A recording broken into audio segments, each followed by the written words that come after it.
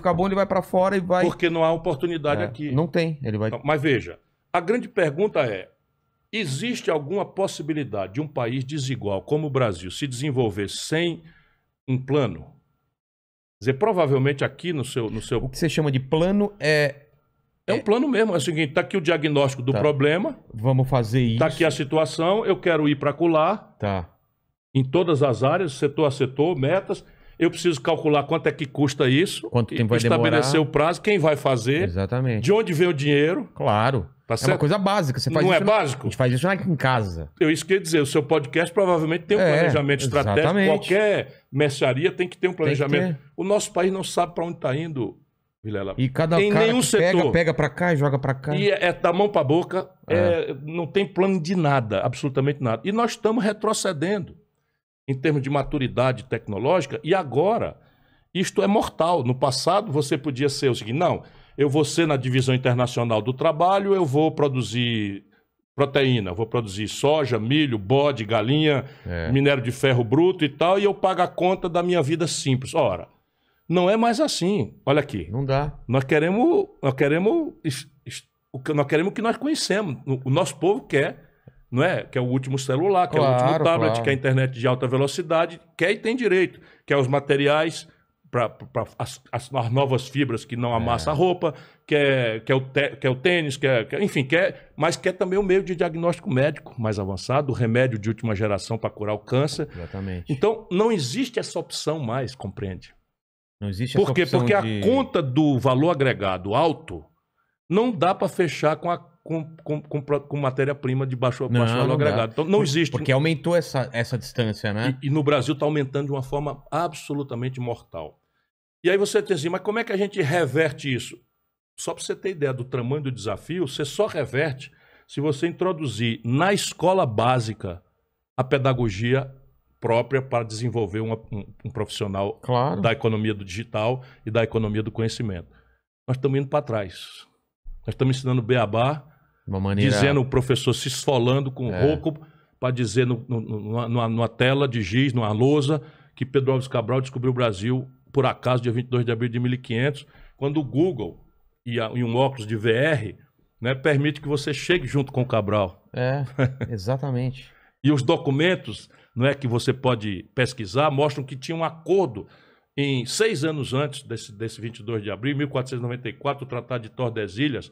Porra, se não existia ainda e foi por acaso, por que eles quase foram à guerra, os espanhóis? Então é outra conversa.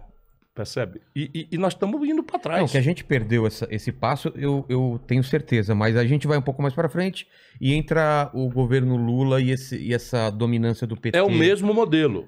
É o mesmo modelo? Mesmo modelo. Você tem um símbolo. O símbolo qual é? Quando o Fernando Henrique quebra o Brasil, isso ano é... Foi no segundo mandato? 99. Na reeleição ele quebra. Quebra o país porque aquilo. Então o dólar fica muito, muito fraco, fica tudo muito barato da gente importar, não vale fica a pena... tudo muito caro da gente exportar, e toda essa conta vai para o fim do ano para pagar em dólar. E o Brasil não tem dólar.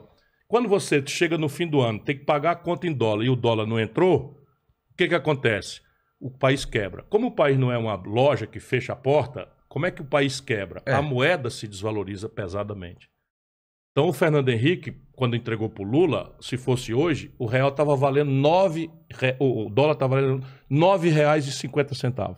Caramba! Só para você ver o tamanho da tragédia. E as pessoas sentem que foram enganadas, porque o povo não discute nem compra dólar, mas o povo come pão. Claro. Eu digo sempre para a turma boa que está me ajudando.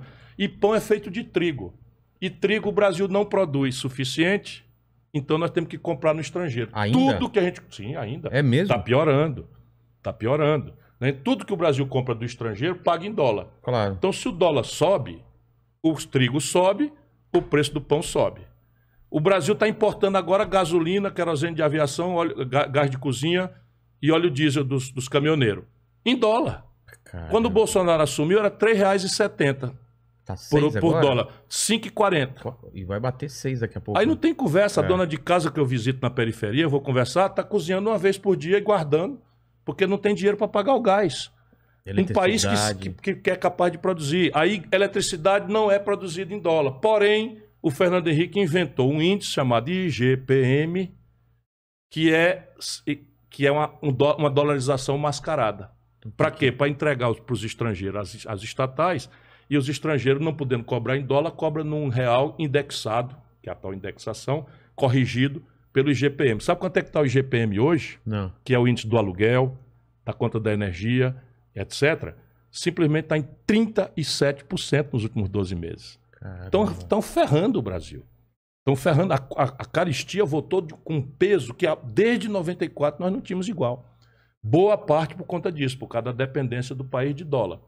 Quando os preços lá fora dos nossos produtos, bode, frango, boi, minério de ferro in natura, petróleo, sobe, a gente tem um confortozinho porque entra mais dólar por esses produtos. Mas esses produtos, eles vão lá em cima e caem. Aí quando cai, o Brasil quebra. Pronto, o que explica o filme que nós estamos vendo. Se você olhar o que aconteceu em 99 com Fernando Henrique, que é a desvalorização do real, a inflação e o desemprego e a estagnação econômica, é o mesmo filme do Lula com a Dilma. Então, mas o primeiro governo do Lula, a gente pega uma alta de commodities. Pega duas coisas. Primeiro, como eu te falei, quando o Lula toma posse, o real está valendo R$ 9,20. O dólar está valendo R$ 9,20. Tá. O que o Lula faz? Bota a taxa de juros lá em cima e começa a entrar dólar especulativo. Quando o Lula terminou, 8 anos depois, está 1,75. Caramba. Então, aí o que acontece? Aquela sensação de que eu enriqueci. É. Porque o meu real agora compra mais coisa.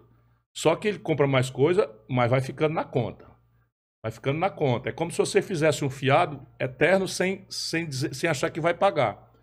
E isso não quebrou durante o Lula, por quê? Porque nós estamos vendendo, na época, nós estamos vendendo um barril de petróleo, no fim do governo Lula, por $130. Isso era muito? $130 era o maior custo de barril de petróleo da história. Caramba. O Brasil estava vendendo. Quando a Dilma caiu, estávamos vendendo o mesmo barril de petróleo por 30. Quando nós estávamos no Lula, nessa farra de consumo, e todo mundo feliz, não sei o que e tal, nós estávamos vendendo uma tonelada de minério de ferro por $190. Quando a Dilma caiu, nós estávamos vendendo a mesma tonelada por $38. Eu acho que a fase que eu sempre tive uma produtora. A frase que eu ganhei mais dinheiro foi nesse primeiro governo do Lula. Isso, porque o dólar se desvalorizou 4 vezes. Não, e a gente fazendo muito trabalho para a agência de publicidade, tudo muito aquecido. Porque a economia aquece, puxada pelo consumo. E o consumo também no Lula não só foi uma manipulação do câmbio, que assim, é bom, mas espeta uma conta que um dia chega. Não, mas é isso que eu ia te falar. Depois que acabou essa farra... Quebrou todo mundo. Porque... Quer ver o crédito? O Lula pegou o crédito, que é a outra ferramenta, pegou em 15% do PIB. Ou seja, toda a riqueza brasileira, o juro no Brasil é tão alto que só 15 de cada 100 riquezas